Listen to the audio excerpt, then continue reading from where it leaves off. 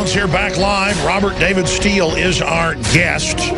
He's a Marine and, of course, a former CIA case officer, spy, hacker, CEO of Open Source Solutions Network. I want to talk about his book and what he means by open source everything. That's a book I want to read. But in the short segment, specifically because, you know, Israel does, at least in the U.S., become a sacred cow. It's also a sacred cow to bash Israel. It just becomes a bunch of tribal vitriol on both sides. I don't like the Israel lobby manipulating internal politics in this country, and I don't like other lobbies doing it either. So I don't like Israel, or at least people that run Israel, trying to couch any disagreements with what they say as being anti-Israel, even by Jews that live in Israel. It just becomes asinine. It's a way to, it's like saying you're racist if you don't agree with Obama on something, or if you don't like Obamacare, that, by the way, the Republicans just joined the Democrats in funding it. Boehner with Pelosi, but that's another issue we'll cover at another point. So I'm annoyed by both sides of this thing because then I just see vicious vitriol out of the anti-Israel crowd that uses their hatred of Israel as just an excuse to act however they want. But then I see out of what I guess you call the militarized state of the, you know, in Israel as kind of a military-industrial complex that Eisenhower talked about, using that as a way to control Israel and then skim the money off the top from all the U.S. aid. I mean, is that what you're basically getting at? I totally agree with you. And let me come back to Morton Halperin's book, Bureaucratic Politics and Foreign Policy. That book tells you that rule number one in Washington is lie to the president if you can get away with it. And I will tell you that based on my looking at what John Kerry and Chuck Hagel are getting from their intelligence people and what Obama's getting, Obama has nobody today in Washington that he can trust to tell him the truth. And that's what I'm about. I'm about putting the truth on the table. The truth at any cost lowers all other costs. And right now, Obama is deaf, dumb, and blind. Well, undoubtedly, you can see the policies by Western governments are completely run by special interest. And it's like the special interests are driving us off a cliff. They're not going to be able to spend all that money if we have nuclear war with Russia. They're not going to be able to spend all that if we, I mean, it's just so immoral. And I'm not romanticizing the elites of old like Eisenhower and Kennedy and people, but it just seems like there's a decadence to it, and weird warmongering women at the State Department. I mean, it's really obscene. It is obscene, but I have good news for you, and it actually comes from the Rothschilds. I've been working with some people in Europe, and we're looking very much at how the economy is changing and what the messages are that are coming out from the elites.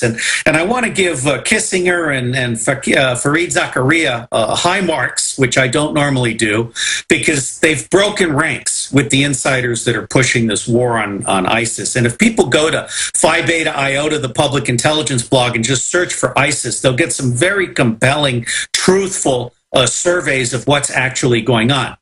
But here is what happened in London. They had a conference on inclusive capitalism. This was sponsored by the City of London and by the Rothschilds, Lady Rothschild. This is nothing less than a primal scream. This is nothing less than the people who are managing $30 trillion saying, oh my God, the pitchforks are coming. So I'll tell you, Alex, you're absolutely right when you say this is a wonderful time to be alive. Because I think what is happening now is that the financial people are realizing that the two-party tyranny that they've been so happy to sponsor for so long has failed them. And they have to find a third path. And I think you and I are part of that third path. What is your view? Obviously, when nobody lionizes Russia, it's got its share of corruption and, you know, kind of thuggish bureaucracy. But what do you think about Ukraine and where all this is going? Because it seems pretty dangerous to me. Well, let me say, first off, I've been high on Putin for a long time. I think Putin is a professional, a realist, a serious guy, and he has put up with a lot of misbehavior by the United States as well as elements of Europe. On the Ukraine, Putin shares some of the blame because he allowed a corrupt communist government to go for too long, but now we have a corrupt fascist government. The Ukraine is a really ugly mess. The United States has no business being in there. NATO has no business saying that well, first off, NATO has been violating its promise to Russia that we would not embrace the Eastern European countries and add them to NATO. So we have a whole long line of broken promises with respect to Eastern Europe as a buffer zone. Well, it's a broken treaty, isn't it? Go ahead. I mean, it's pretty much a broken treaty, right? Yes, and we are the violators. We should not be in the Ukraine, period. I want to hear where you think it's going, sir, when we come back and move into Ebola, open source, everything, and phone calls. Toll-free number to join our guest, and here's an article about it in the Guardian. The open source revolution is coming, and it will conquer the 1%, ex-CIA spy says. Our guest, Robert David Steele. Stay with us. We're on the march. Censored pages of the 9/11 Commission report. Toll-free number to join us to talk to our guest with foreign policy or geopolitical questions. Robert David Steele is our guest. BigBatUSA.org or Phi Beta Iota.net. And he is the author of Open Source Everything. We're going to talk about some of that in a moment and then go to your phone calls. But what do you and the other thinkers that you read and see, is there a consensus? Because, I mean, there's a consensus. We see now there's a decline of the whole world, really, except for maybe some areas of Asia, a accelerated moral decline, a police state acceleration, an elite that just thinks they can continue to just buy more armored vehicles, more drones, more NSA spying, more hidden microphones, more stingray systems, stealing your data, more. I mean, you're talking about how there's no real human intelligence in the CIA, except domestically. My dad just retired, but he and all the doctors where he worked got visited by Homeland Security, and they said, like 2 years ago, we want you to spy on your patients.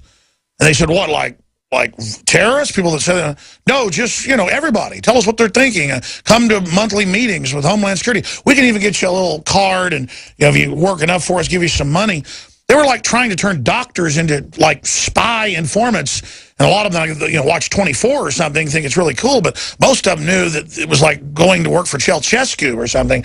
And then you learn about clergy response teams and FBI InfraGard, and I mean, I personally have to deal with well-known FBI informants, literally, and I'm thinking about doing a report on this, literally following me around and then letting me know they are. And just doing all sorts of weird stuff just because I'm on air saying I think we should not have warrantless wiretapping. I mean, it's just so crazy to watch this decline. It's scary. And I don't want to leave the U.S. with my family. There's really nowhere to go. I mean, it's almost like wringing of hands here. Well, let me give you the good news and the bad news. The bad news is you're absolutely right. We've created a national security state, and Homeland Security and the NSA with its mass surveillance, they're out of control. The good news is it's an employment program for white guys that can't get jobs anywhere else.